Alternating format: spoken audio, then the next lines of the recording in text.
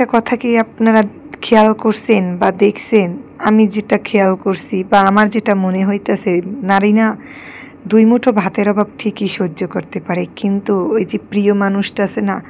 তার অভাব বা তার ভালোবাসা যদি অভাব থাকে, ওইটা সহ্য করতে পারে না, অবহেলা সহ্য করতে পারে না। তো আসসালামু আলাইকুম, আপনারা সবাই কেমন আছেন? আমি তো আলহামদুলিল্লাহ ভালোই আছি।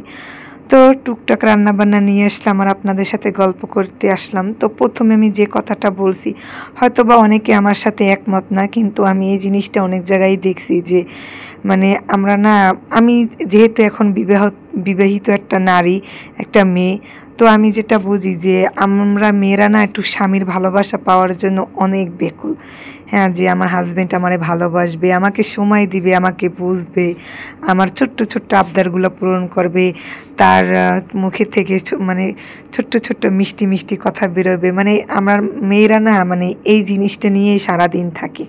সারাদিন রান্না করি, রান্নাবান্না করি, রান্নাবান্নায় দিন কাটাইয়ে দিই।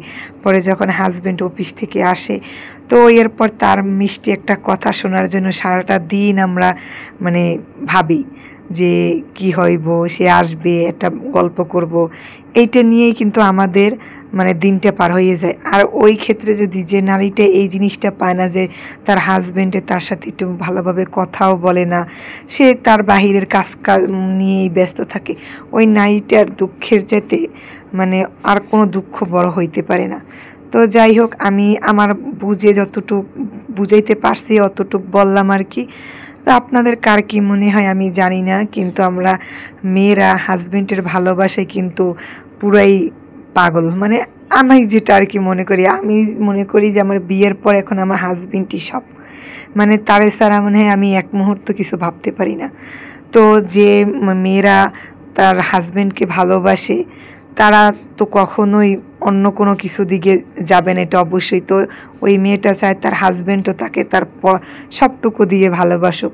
তো আমরা সংসার করি বা আমাদের আজীবনেই সংসারে মানে চলতে হবে, থাকতে হবে, এই ধ্যান ধারণা নিয়ে দুইজন কি ভালোবাসার মানুষ হইতে হবে, দুইজন দুইজনকে মন দিয়ে ভালোবাসতে হইবে, এইটাই মানে বড় কথা। তো যাই হোক, মানে কীরকমই কি বলছি বা গুছাইয়ে বলতে পারছি কিনা আমি জানি না, কিন্তু আমার আবেগের কথাটুকু বলছি এই আর কি। তো আমি এখানে বেগুন ভর্তা করতেছিলাম।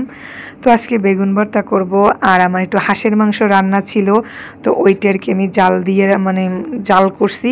কালকে আমি রান্না করছিলাম, তো রয়ে গেছিলো, তো এই জন্য আর কিছু রান্না করি নাই, বেগুন ভাজছি আর কালকের হাঁসের মাংসটা ওইটা রেডি করছি। আর আমার এদিকে ভাতও হয়ে গেছে। তো আমার কথাটা কার কীরকম লাগবে আমি জানি না।